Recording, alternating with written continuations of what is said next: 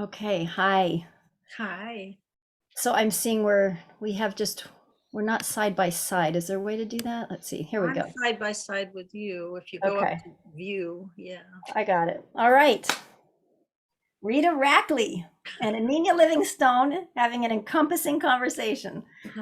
That's the name of this podcast, Encompassing Conversations, which is just about how can we have a conversation big enough to hold things that tend to not fit together, Mm, so we can widen and include very challenging things as well as very non-linear, non-ordinary things, in some way find a way to brew them together in service. So okay. yeah, so you're one of those amazing I'm brewers. willing. Yeah. Willing and highly able. So I'm happy to introduce you, but I also want to invite you to say anything you want about yourself. But I'll Okay. just start by saying I know you as a medicine woman, as a diviner, as a ritualist, as a deep studier and in-boned knower of mythology, and an artist, and a mother, and a wife, and a friend, and many, many other things. And I don't know if you'd say leader, but the holder of Bone Woman Speaks, an online group of women who bring their joy and their grief and their medicine and all that good stuff. Mhm. Anything else you want to add? And also how you hold yourself, your identity. It can be any aspects of your identity that you want to name. Oh, you did a beautiful job of naming. I am a woman committed to allowing all of creation to be free and to come home to their deep medicine and deep story. And everybody gets to dance in the circle of creation and Mm. bring their gifts so we can reweave a new world.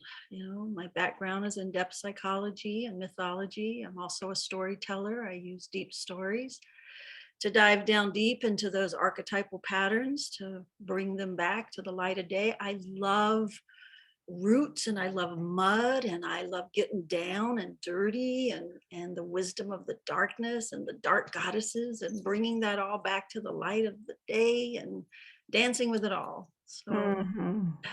Lots of life force. yeah. Not afraid to get messy, not afraid to get dirty, not afraid to be in passionate enjoyment of life. All of it's welcome, you know, the holy Yeah. grief, the holy rage, the belly laughter, all of it. And I Yeah. invite all of those on Bone Woman Speak to also have full permission for the spectrum of who we are. Yeah. Right. So, Beautiful. yeah.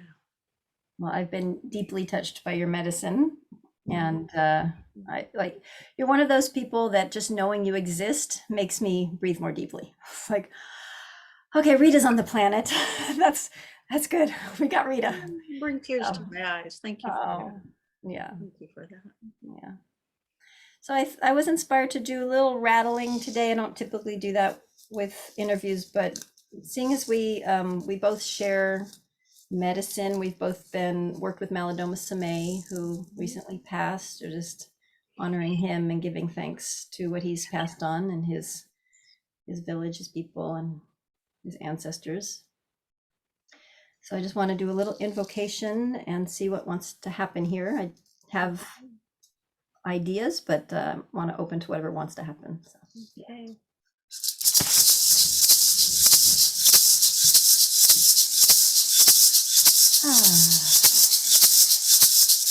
So I don't know if this rattle's being recorded. Sound can be odd sometimes on Zoom, but there's shaking going on.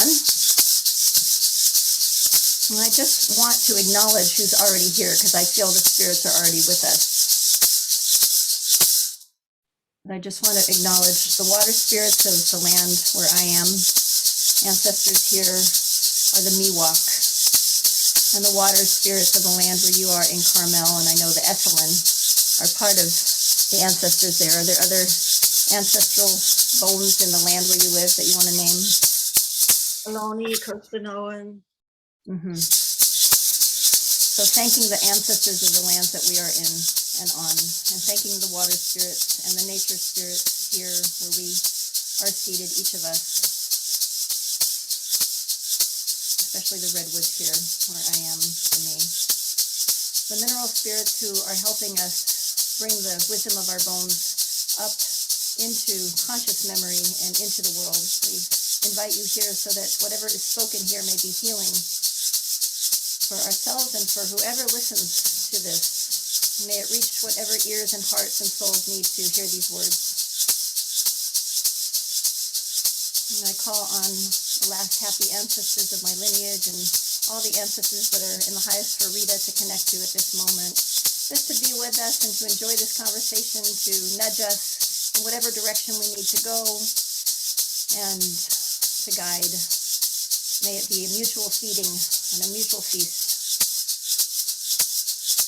And to the earth, Pachamamita, Great Mother Gaia, who gives us life every day, we acknowledge and thank you. And as always, I'm always in prayer to learn how to be in greater reciprocity and relationship with you.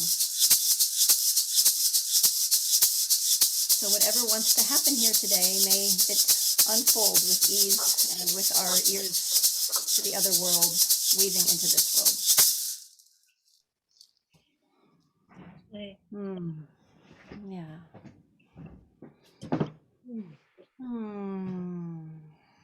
That felt good. It's nice to be on the receiving end. I know you have a lot of medicine moving through you often. Yeah. Very much in service. Yeah. So yeah, just being here in this moment. I guess I want to make space just for the fullness of the emptiness and the fullness right now before just filling it with words, because I just feel there's something palpable here I don't want to jump over.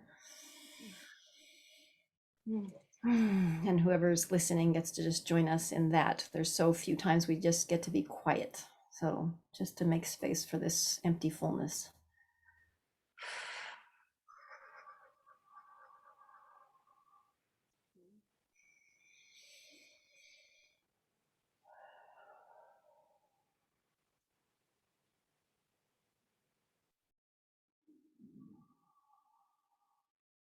Yeah, so I just want to invite today conversation as medicine.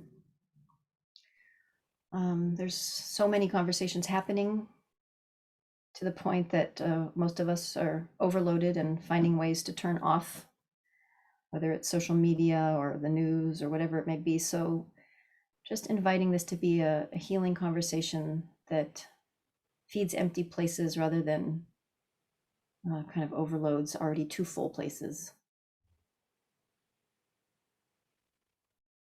And I think I'll just invite you to start with what does it mean for you encompassing conversations? I'm sure you have your own words, but weaving two worlds, holding the pain and the suffering and the injustice and the challenges we're all facing collectively of this world with something else, whatever that something else might be for you. That's my deepest inquiry, and what I sense is deeply needed. So I would love to hear whatever you want to say about that.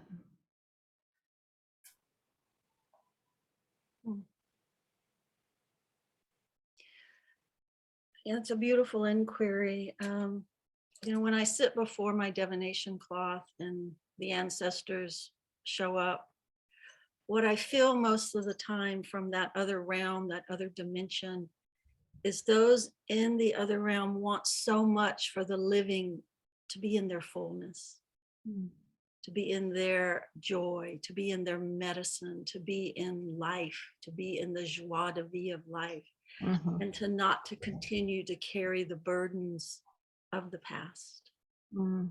And also deeply grateful when some of us wake up and say, okay, we're gonna stop an ancestral lineage wounding story.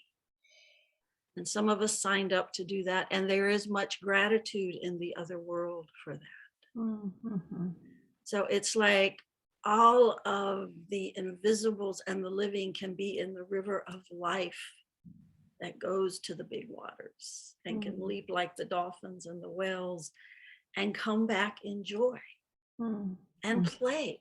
And the other world, the little people, sometimes wonder why us humans are so fucking serious. Uh-huh. You know, it's like, it's so, there is so much intelligence, like watching my granddaughter, 4 years old, and the wisdom of her play, Mm-hmm. and just being so taught by her, of just, I just track her and we just go on this adventure together. And it's, you know, I think there's so much that we can gain by coming back to that in the midst of Mm-hmm. holding the atrocity. So it's the paradox, you know, it's living the paradox. So that's what comes up first. Uh-huh. Yes. Hold on. I'm going to get my body a little more comfortable because it's talking to me and taking my attention a little bit. So I love what you're saying. And you have such a large fountain for the joy. It feels like, I don't know if you were born that way or you've worked open the aperture, but like you've obviously made it to a place where you have a big aperture for joy, right? Like, I do, and I can feel every pain in the whole yes, universe, and it's all of it.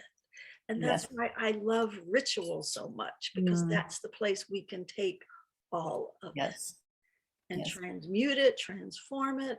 Um, so yeah, it's all of it. right. My And ritual, capacity, my capacity to feel so deeply, you know, is also my capacity to have so much joy.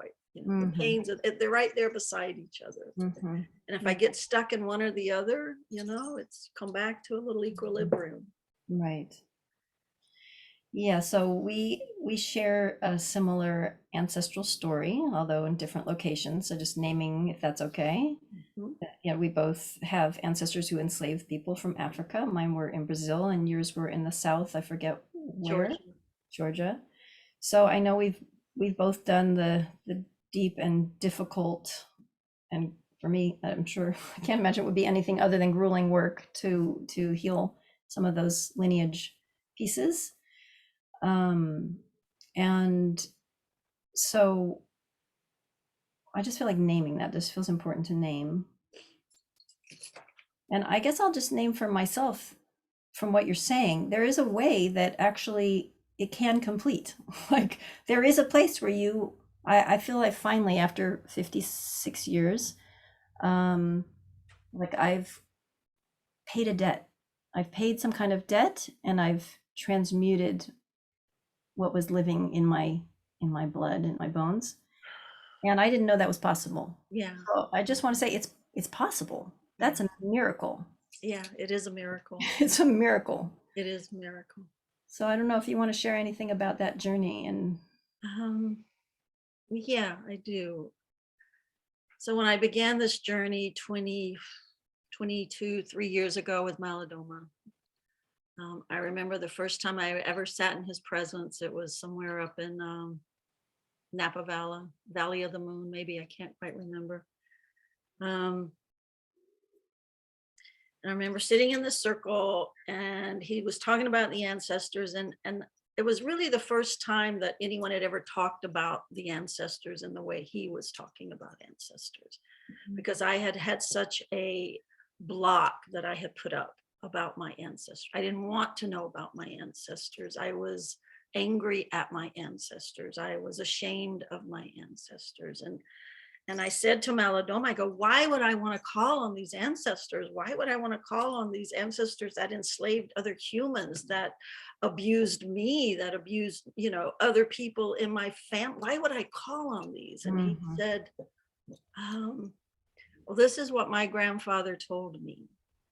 He said, when those that did atrocities in this world get to the other world and they turn around and look back and see all of the sadness and debris and violence and horror, they want to make amends for what they have done. But the only way they can do that is by the living reaching out the hand to the dead. And why would you want to do that? Is so that your daughter and your granddaughter and your great granddaughter and your grandchildren do not pass on this lineage story. And I got it. Mm, I said yes. And I signed up. And mm, my whole life in some ways has been about this ancestral healing and reconciliation, mhm, mhm. and journeys to Bristol, England, where there was a major slave port, journeys to the enslaved castles in Ghana, in the South. Like my life has been full of rituals, Mm, making amends mm, to this lineage. mhm, So, and it is a journey, and the burden isn't as heavy as it was in the beginning. mhm, mhm. And of course, it's action in the world, where it's taking action in the world to also keep amending that, not only in this world, but in Mm, the other world and this world. yes. That's kind of where I've come to as well. It felt bigger than I could even begin to reckon with, and now it feels like simple. Like, oh, what action needs to happen? Yes, How can I live in alignment with what's true for me? yes, What's yes, being asked of me? What's mine to do? And yes. just and it so I'm resonating with what you're saying. Yeah. Wow, very powerful. I didn't know you had gone to all those places and ritualized there. I Wow. have, Yeah. and more. But Yeah. Yeah. So I don't know if you're still working with bio, and I know that yeah, not, not oh, right okay. now. Yeah, Okay. in the I past, was but not recently. Yeah. okay. I wasn't sure if there was a thread you wanted to bring through of what you learned. Last time I spoke to you, you were in a kind of a large group. But Yeah, that was three years ago. is it that far? Oh my God, really? Okay. If that doesn't feel alive, we can let that go. Yeah. Yeah, right now it doesn't. I have bio is such a beautiful master of words, and I would have to find the right way to articulate the beauty that he gives, and I don't know that I'm up to the task That's right totally now. fine. Yeah, yeah. Yeah. I kind of hold like that Indra's net, like who on the planet are holding these seemingly completely opposing worlds Yeah. that actually really need each other. Yes. Yeah. Yeah. Yeah. Yeah. Yes. Yeah. So Bio is really a master at that. yeah. I deeply appreciate his medicine and what he brings, because he turns everything up on its head, Hmm. makes you really challenge the stories you tell yourself. Hmm. Hmm. So, Yeah. Yeah. So I'm just following, the thread here and looking at us with our light colored skin and knowing that we both have and continue to do work in the African lineage with divination, and wondering how you hold that in the concreteness and in the nonlinearity, and how you've come to terms with it. How does it work yeah, you? Yeah. yeah, it's a beautiful inquiry. What I am so eternally grateful for Malidoma, is he brought me home to remembering the gifts, the wisdom, the medicine of my own ancestors. Mm, And he gave me a blessed tool, but this tool I know comes from my great great great grandmother that lived in Ireland and lived by the edge of the sea and picked the herbs and divined the moon and the waves and the clouds and the rocks, and kept was a keeper of the sacred wells. So the tool that I have was a gift from Malidoma, mm, but what comes through me is my own connection to my own deep ancestral lineage. mhm, mhm, And and diviners have come from all around the universe.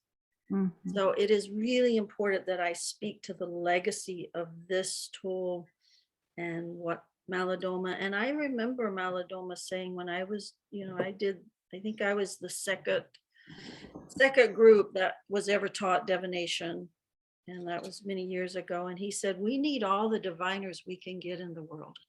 mhm, He mhm, said, we need more and more diviners. And I remember him mhm, saying that. But of course there's gray areas, and there's always that little piece, mhm, of, is this cultural appropriation? Am I outside of a boundary? But I also come back to, I've done maybe thousands of divinations, a lot. And what I know is that it changes the ancestral patterns of all of these people that then bring more healing to the world. mhm.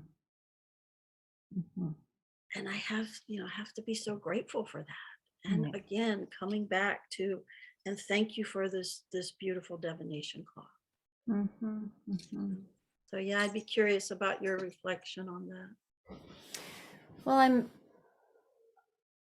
it's a place that's never fully settled, because where my psyche goes is, if there's one person who my actions feel like it's salt in the wound, I feel that salt in the wound, right? Mhm. And so I've never fully relaxed into it. Um, and I think, I've shared with you, I'm in exploration, whether, creating a divination cloth with astrology. I'm in inquiry. Uh-huh. But I do feel loved by the ancestors, Malidoma's ancestors. I feel loved, like they love me and they support me. I feel them with me. And so again, that's where these, how do we hold both worlds? Like, okay, if this is true, then how do I work out this world, the pain in this world and the legacy in this world? And so, some of it, I feel like I've come out the birth canal, and other parts I'm like, okay, this is still a Yeah. friction. And Yeah. can I just keep staying with the friction Yeah. and see what wants to happen? Yeah. Make You know? sacred that friction. Yeah, And I'm always so open and willing to learn, if right. always, Yeah. always. Hmm. Yeah. I like leaving pauses. Yeah. I love the light behind you. It's beautiful. Oh, yeah, that is. I Beautiful can light see that. coming in. Uh-huh. Hmm. It's like right on you. Mhm. I see Yeah. Oh, it's so nice. that. Mhm. Hmm. Feel free if anything pops up for you too. I like to make sure I don't fill the space from just surface Yeah. impulses. Yeah. Yeah.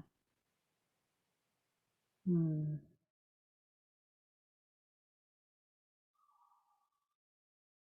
I'm just listening what wants to happen here. Yeah, I mean, I'll just be really honest too about that.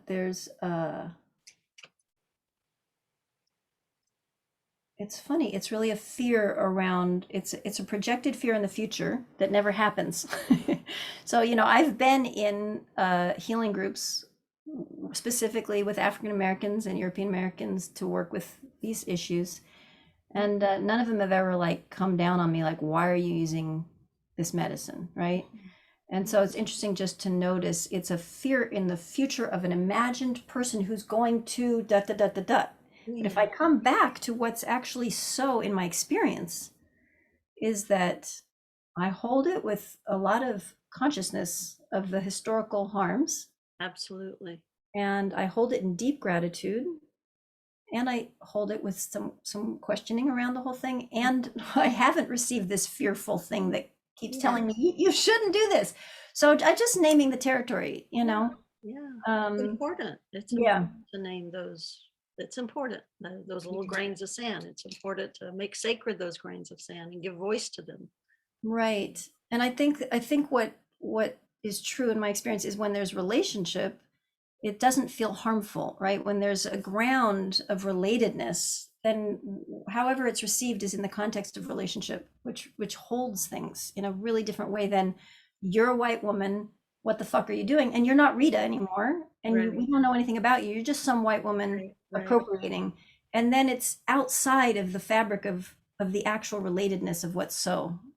So I think relatedness for me is part of the healing process. The more we can relate across differences, the more we can heal this together, because relationship is healing, right? And there's It is, and if that energy is coming at me, then I want to make sacred that too. totally, Like totally. if that's Yes, let's sit in that and let's see what totally. what I can learn, what you can learn, what can be healed here. What can be healed not only for you and me, but back and forth and back and forth. Right. And And that is building relationship. I yeah, think, I did a lot of work in my teens around these issues.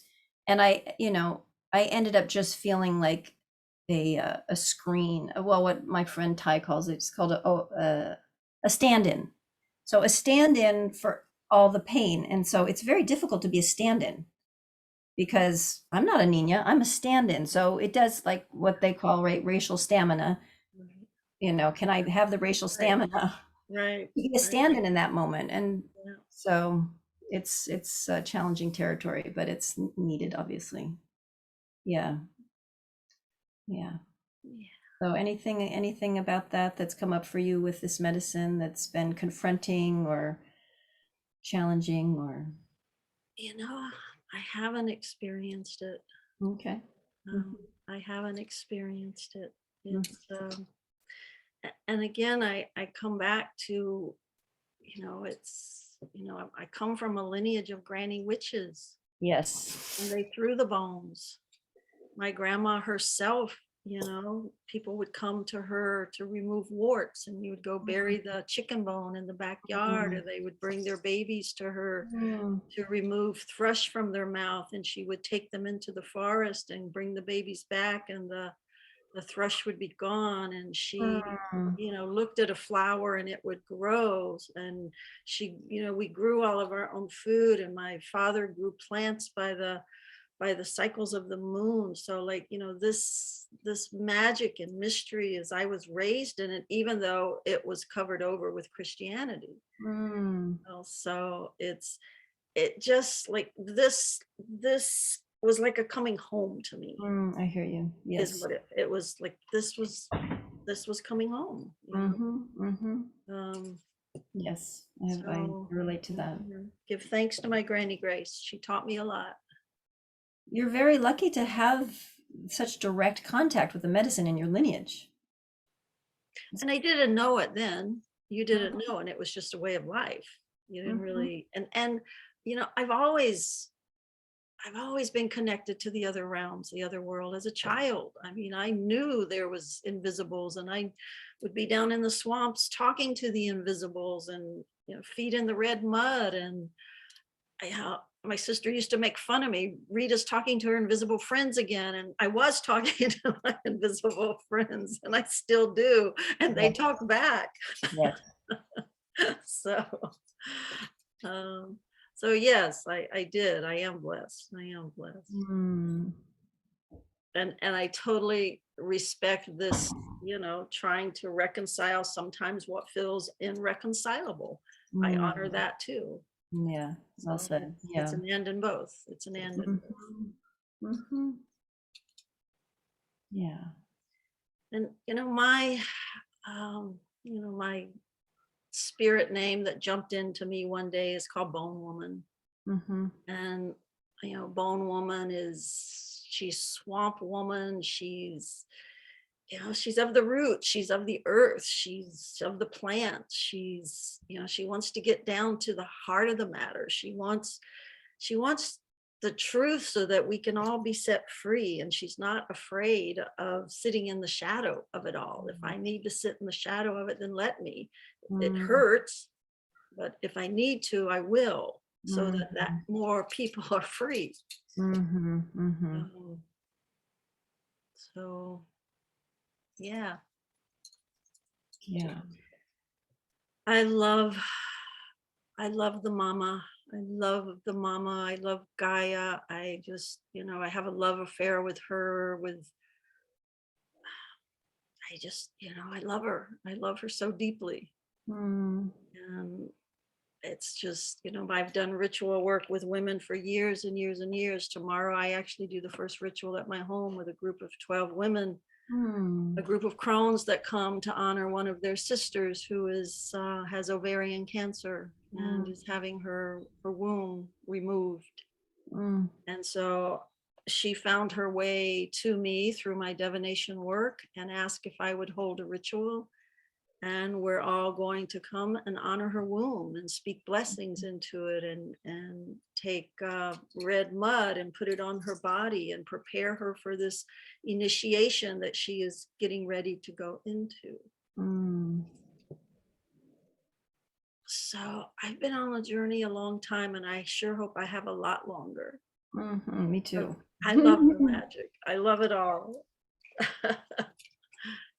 I'm just really appreciating how integrated it is in you. And, it's interesting. I can go into a little like a fixation around some of the issues around race. It's a little fixation place. So I'm feeling myself go, oh, I'm just feeling into how you live with it from the ground up. You live with it from your own ancestral lineage. And I think in the culture, there's this way of like, well, white people aren't supposed to be shamans, or even though we're learning, like, no, it's in every single lineage, it's across the globe, right? But I'm just really feeling that in you, how there's no split. You haven't split in terms of who you are and walking in what body you're walking in this life. There's a real integration. And it just feels like we're what's needed. Like, how can we remember our own innate wisdom and our own medicine and our own indigeneity, and that ritualizing is what's human. Humans ritualize. That's what we do, right? We've always done that. Yes, yes. So I'm just appreciating that. I'm appreciating how integrated it is for you. Which is why it is so important, I believe, because I do get a lot of, and I'm going to say most of my clientele is women that do come to me that also don't want to identify with their own ancestors, Mm-hmm. as I was back, when I was Mm-hmm. 30 something years old, is that they want to identify with this bigger everything is my ancestor. And yes, it is, but we also have to really deal with our lineage story. Mm-hmm. I believe. I believe that we really, and even if you don't know your ancestors, if you did, 23andMe, or you found out what your DNA lineage was, then you go to the folk tale, you go to the myths, you go to the land, you Mm-hmm. you go and you start to excavate the old stories, the old goddesses, the old pottery, and you start putting your own stories back together. Mm-hmm. And Mm-hmm. like one of the stories that I discovered in doing, finding out about my lineage is remembering back in, I think, 1700s, when there was, the potato famine in Ireland, and there was a huge exodus, um, of all of these ancestors that had to leave Ireland and that were coming to America. And I had this dream where I really felt like I was in the body of this mother who was standing on the shore in Ireland saying goodbye to her children that she would never see again, and she knew it. Yes. And like, so it's like, how then does that story carry to those that came to America? And how does that story of that deep longing for your ancestral mother, your ancestral roots, just keep, like, there's always been this belonging to the longing in my soul. Like, there always felt like there was something that was missing. And until I really started doing my deep ancestral work, I don't have that like I used to. And it's also connected to the spirits that follow me, and the acknowledgement of me merging with the spirits that follow me, the contumelies, if you want to call them that, or the little people, or the nature spirits. Um, I have been blessed. I have been really blessed and gifted to even have the opportunity to go through the rituals and the mergings that I have had the opportunity to do. Mm-hmm. I grew up poor little Southern farm girl in the South, went around barefoot, like, I grew up poor, but my mother died when I was 15 years old.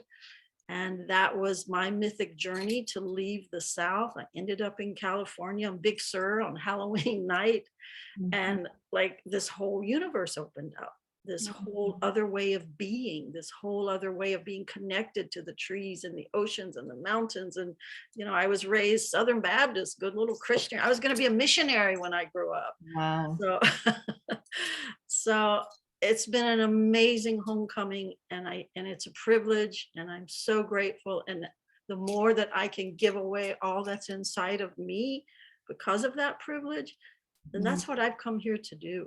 Mm-hmm. I've just come here to keep giving it away and just keep pouring it out. Mm-hmm. Well, I don't take anything for granted. Mm-hmm. I see that. Thank you for sharing that. Yeah. You're welcome. Mm. So, yeah, that whole journey into your own ancestry. So there's this interesting thing around following where life is leading you, right? So, for example, life took me down the ancestral road mostly of my father and this whole lineage around Brazil and slavery. That's where almost all my ancestral work went. Then there's this Eastern European, Jewish, Russian that I feel they're by me. They're always with me. The Mm. mysticism is there, the magic is there, but I haven't been led, right? So there's this interesting, I always have a question about this.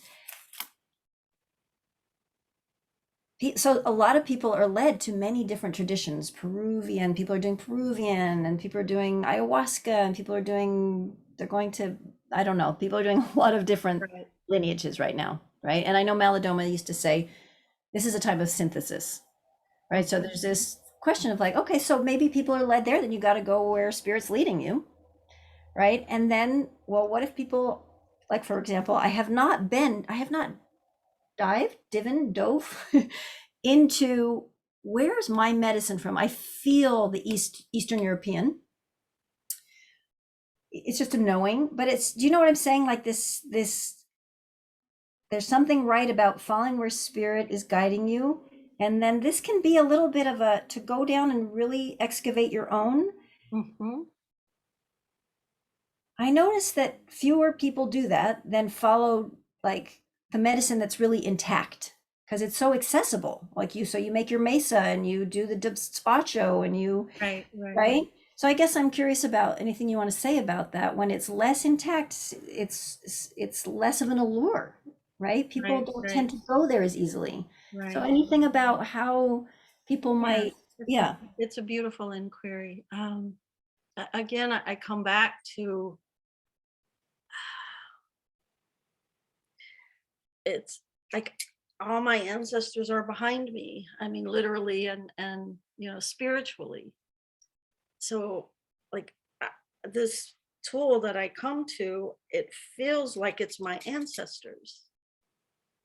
Mm-hmm, Like mm-hmm, they were the bone throwers. They like so it's even though it's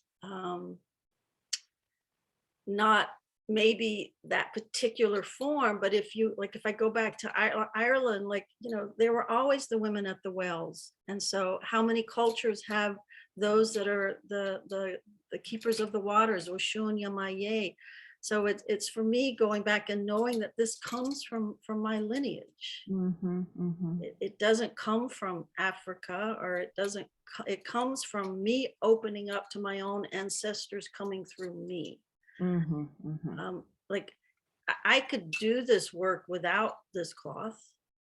I could, but it's a beautiful tool that I feel that Malidoma has blessed me with and that I use. Mm-hmm. So even before I came to this tool, I was doing my magic in different ways. Mm. What were you doing before? I did body work for years, did Uh-huh. deep healing, mystical Right. body work. Um, yeah, I mean, was doing women's ritual. I opened a gallery called the Divine Feminine back in 1989 and was doing, witchy rituals and honoring the Right. four seasons, and Uh-huh. started a women's group, which we still gather 30 Uh-huh. years, 34 years we've been gathering. So Right. I've been in the magic for a long Yes. time. Yes. Uh-huh. I hear you. So I'm going to do something that may or may not stay in the interview. Okay. Because I believe like the interview is a ritual. So if something's pulling, there I could just go, oh, shut up. No, no, no. And then it's like, so there's a sting in Uh-huh. my chest, right? And there's something about, so I feel that pull that goes towards like, so it started with the whole idea of appropriation, right? Mhm, And mhm. so there's this sting in my chest, and so I can feel it's that my wholeness and my fullness is not as much here because there's this sting. So I'm just trusting. I Mhm. like doing interview in a way that everything that shows up is part of it, just like a ritual, right? Yeah, yeah. And so so I'm just, hey, spirits, hey, just naming this is happening. This is such a powerful opportunity to bring whatever wants to be brought to light to light. And I also just want to acknowledge Rita is also holds so much joy, and I have a tendency to fixate towards like kind of like little Plutonian spots. And so I'm just inviting whatever wants to flow, inviting back the water spirits, and really wanting to offer up if there's something that's holding that's not in the highest, that it just be released so we can allow what wants to happen more freely. And if there's something that wants to be spoken about in that tightness, I'm open to that too.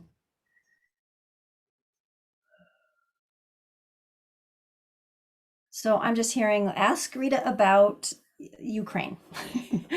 So they want us just to go to like what's happening now, and how you work with metabolizing the world. How Yeah. do you work with Mhm. this, the way that you metabolize?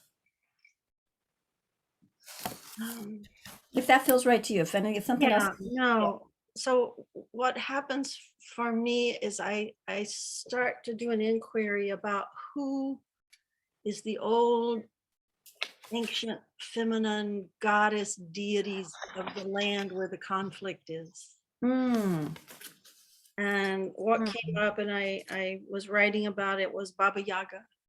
mm, Baba Yaga was a Slavic goddess deity. She was actually a death-giving goddess. She was a part of a trinity of the Maiden Mother Crone, and she got demonized. mhm, She became the witch, like most of the powerful feminine energies did. Lilith. Baba Yaga's gonna, if you don't go to bed, Baba Yaga's gonna come and eat you and take you away, and was used to scare children. And she is the powerful death-giving goddess when something is in need of dying and being resurrected. So how I have been dealing with it is calling upon the deep wisdom of Baba Yaga.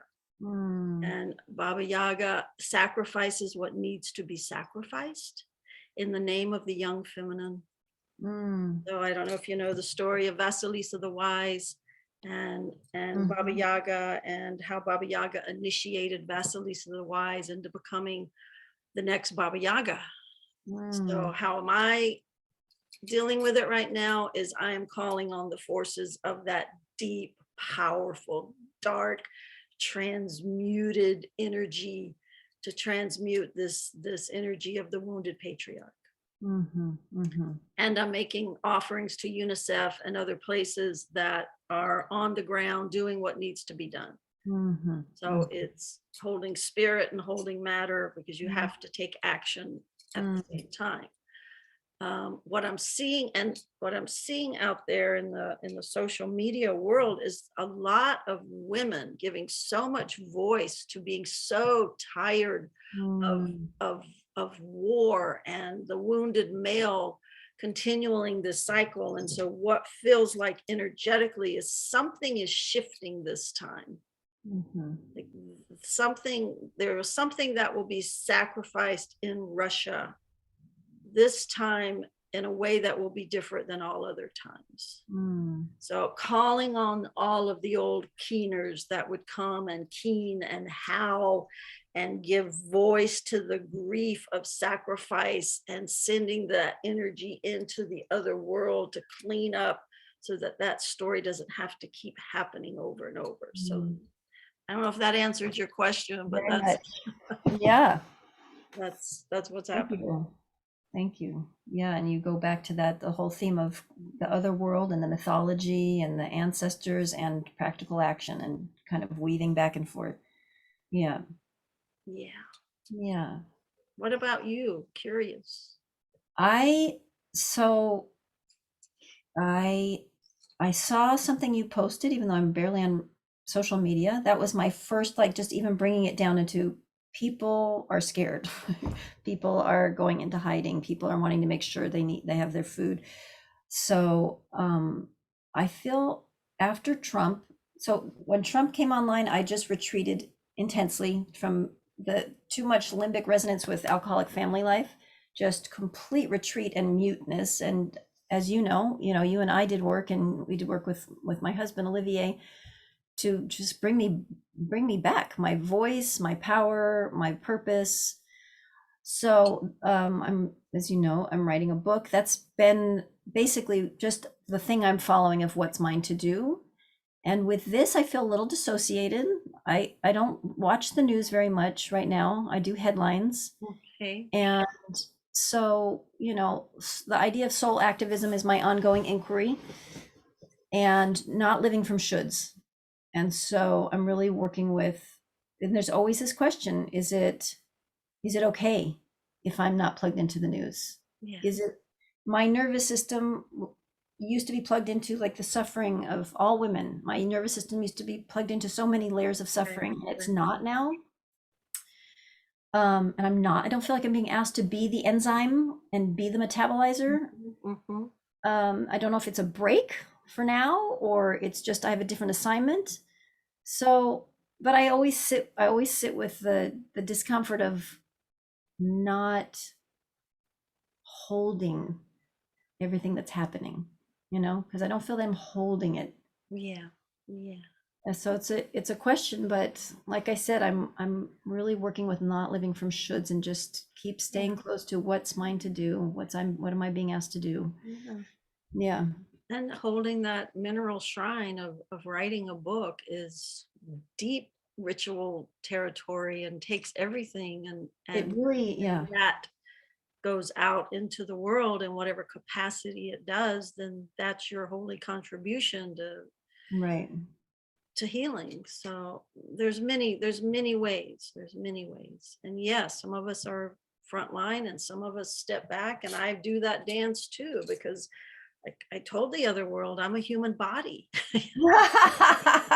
It's like, hello, this is a human body, because they get excited in the other world when somebody wants to show up and be that hollow bone. And a lot of them can come running through and go, woo, and it's like, Right. and I'm a human body. And Yes. I have to, I have to take care of myself too. So, Right. yeah. Yeah, I was going to ask you about that, your own ebb and flow, because what I know of you is when you're out there and you're metabolizing, you're moving and you're sharing paintings and and you're doing the prayers and you're calling in for everybody. And I'm like, what does her off time look like? Like, what does it look like when you're in the ebb? Oh, no, I actually get a lot of it. Like, You do. and that's my studio when I go into my Okay. studio and I paint. And even though I'm moving energy through, I'm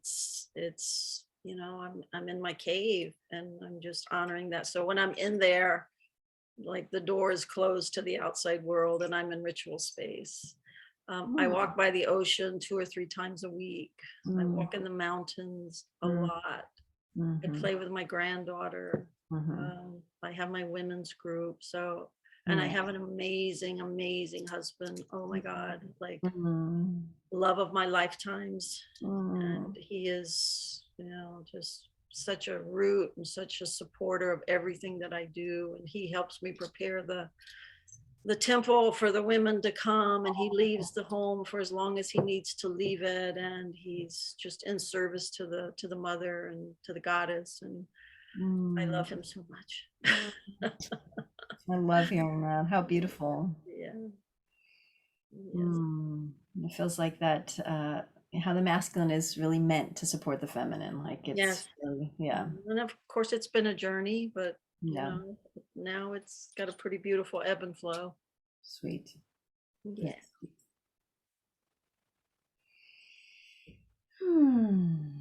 I think I just have one more thing that's bubbling and then, Okay. maybe we're done. But so it has to do with what you've come to embody as a woman and the power that you sit in and the unapologetic power that you sit in, the visibility that you sit in, the space you take up, the leadership you're willing to stand in. and I'm holding it. I use my own experiences also part of the template, because I feel like whatever my questions are, I know there's collective questions, right?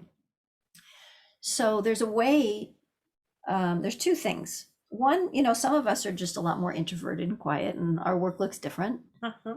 And then, speaking for myself, and then I'm also speaking for myself, and then some of us, and I know you share in some of this, but like, right, the very powerful father, raging father, like power, embody my power, be visible. What? Are you crazy?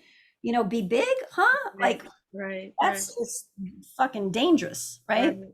So I'm curious about your own journey, whether it's your own and also how you help women to work through all the messages around be invisible, stay small, don't say it, Mm, it's dangerous, and sometimes lifetime imprints. It can be childhood imprints, it can be collective, the patriarchal complex, I've heard it called, which I found interesting.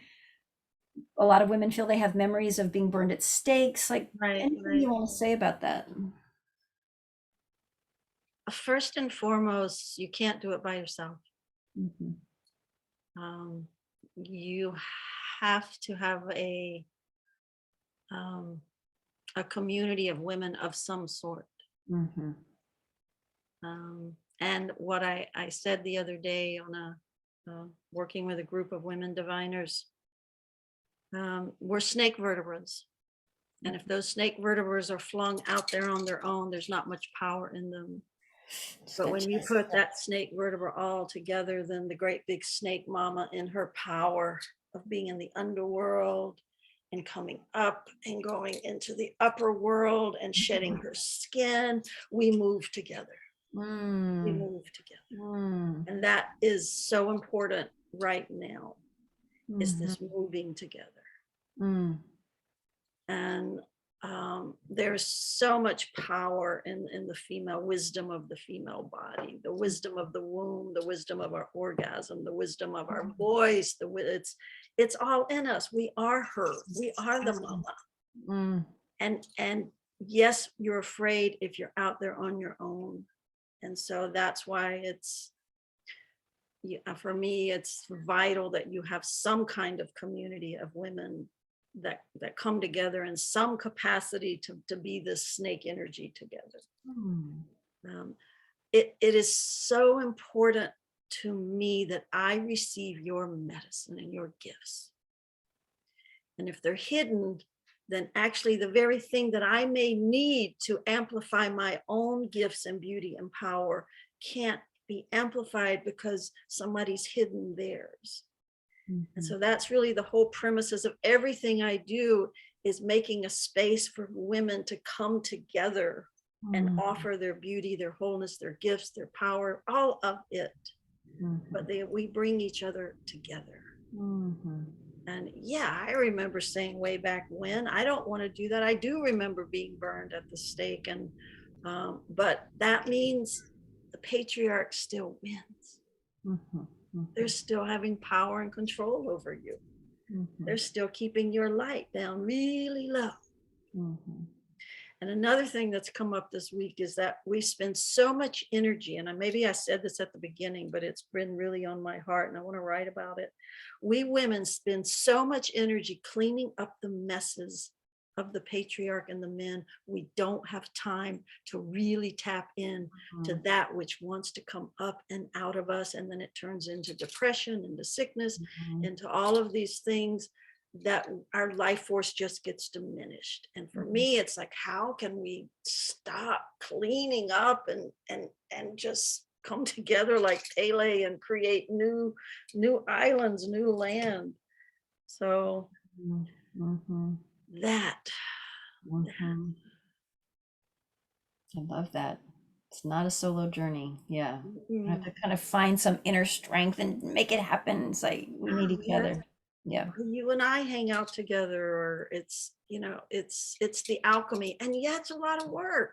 Mhm. It's a lot of work. I'm doing a year long with another group. We're called Savages, Seers, and Soothsayers. Mm. And, we did a year, and some of them want to continue for another year. And I said, well, so I said, so one of the things I wanted to talk about, and I did talk about, is the shadow that shows up in women's groups Mhm. and how the shadow doesn't get dealt with. Mhm. And then how that shadow will take over everything else. So learning how to deal with conflict and shadow in women's groups, and Yes. making sacred that shadow, making sacred the wisdom that's showing up. Mhm. Because it's hard work. It's hard work to be in those relationships. I know. Mhm. It's alchemy. We put it all in the cauldron and make more magic. Right. Yeah. Yeah. So I'm thinking of Jean Shinoa Bolen's The Millionth Circle. I think she has a book called, which is so wonderful because it makes it so accessible to anybody, anywhere. Yeah. Hmm. In Yeah. fact, I told the women to go read it. Mhm. Right. There's a part about the Yeah. shadow there and Yeah. working through things. Yeah. Go read that book. Yeah. Right. Good. Well, I'm just aware so many people feel alone, and so how to find that community, right? It is tricky, and virtual is certainly not ideal, but if that's all you have, then you utilize it. Hmm. Hmm. Like, otherwise, how long would it have taken us to get together to do this? I would have driven down in a moment's notice. Yeah. But yeah, I'm Sometimes, waiting. I'm waiting to be able to see you in person. and I have a yeah, I mean, there is a place that I'm thinking about, because this comes up a lot as a diviner. When I divine all of these rituals for a lot of these women that come, well, they don't have the community to hold the ritual. Right. And I feel like, that's like Mhm. so excruciating, to send Yeah. these women out into the world to do this ritual work, Right. but not have the community. And so I have to ask the question, why? Why don't we have that community, and what do we need to do to create it? But I've also been thinking about how to create virtual ritual community for Mm. women, to help women do their ritual work, because I've done ritual on Zoom. It's Right. certainly not, you know, as good as flesh and blood, but I've seen it transform lives. Yeah. Hmm. So it's also like how to start training more people to be, holding that ritual space. Hmm. Hmm. So, Very important. Yeah. yeah. I will be in that question with you because I also feel that so important and And so I think I've missing.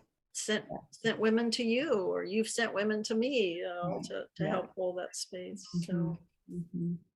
anyway, Anyway, anything else before we, speaking of ritual, rattle out? It's been I'm so, feeling pretty full right now. yeah, we covered a lot of territory. Oh, thank you so much. I am so grateful to hear the inner workings of what makes Rita tick and your incredible medicine and Thank how you you. hold it. Yeah. And thank you for your deep inquiry, and Mhm. also how you hold it. Mm.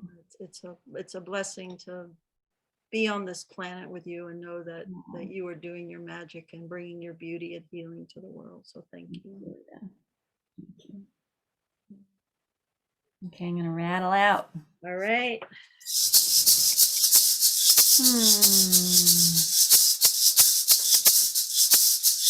Just want to thank all the ancestors that showed up and came together across all these supposed divisions and helped us to find our way into a wider swath of truth, where we can hold all the complexity.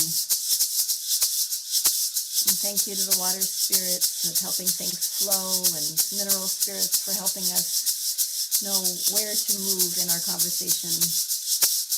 And thank you, Pachamama, for the ground and the love and the womanhood and the connection that's so unique between women. Thank you for that. And all the nature spirits for helping us to stay close to our true nature and our unique magic. May this conversation feed the hearts of whoever needs this feeding. And we release you in deep, deep gratitude. Okay. Thank you. Thank you. I'm gonna just turn this off before I get to say my own little private goodbye.